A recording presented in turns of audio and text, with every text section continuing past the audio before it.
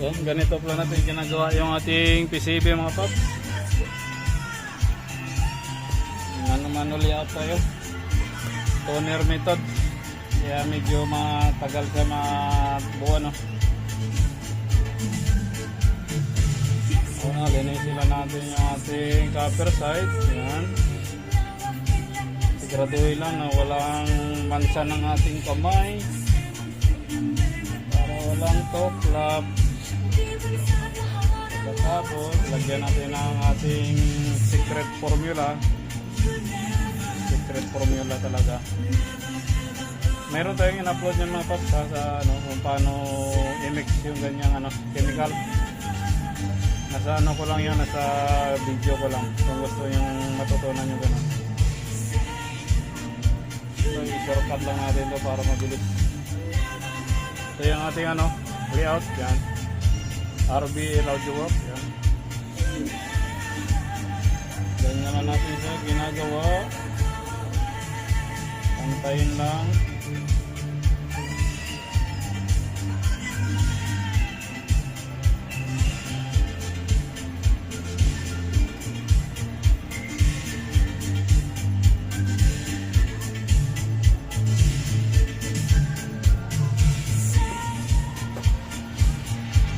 Kulubot. May kumulubot. Kumulubot. Pinanabol.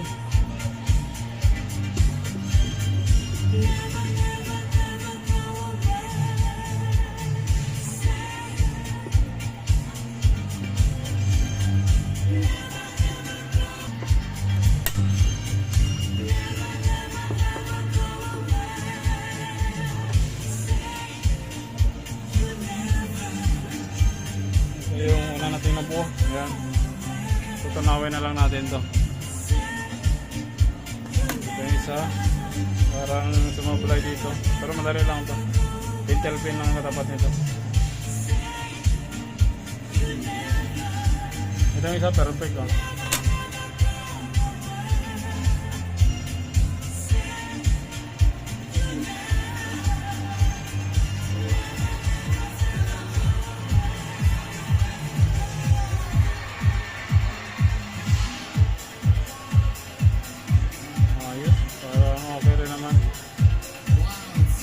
Isang toplap na.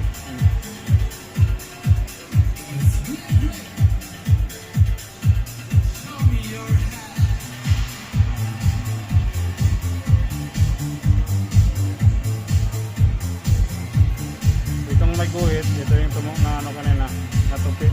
Lagyan natin ng pentel pin yan. Ayan, ayos. Yan lang yung damage niya, no? Malit na scratch.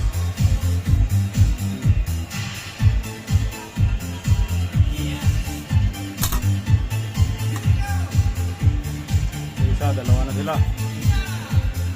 Ito yung gagawin natin na sunod natin na project. Gagamitin natin sa 733. 733 yan.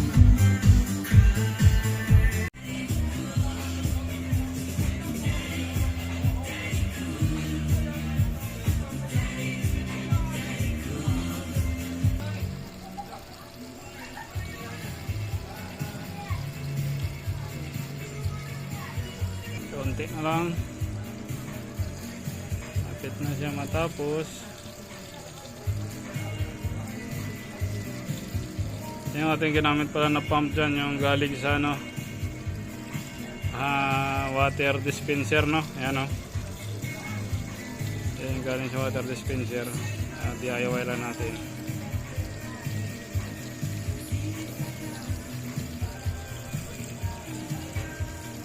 Ayan, tapos na natin sa linisin mga paps. Ito na siya.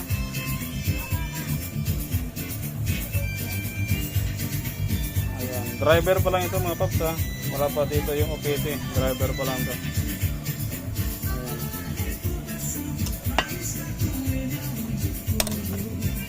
Ito sila, ganun din.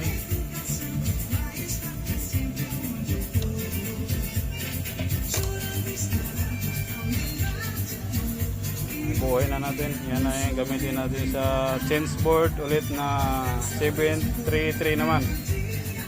Yan. Ito yung kanyang transformer, EI core.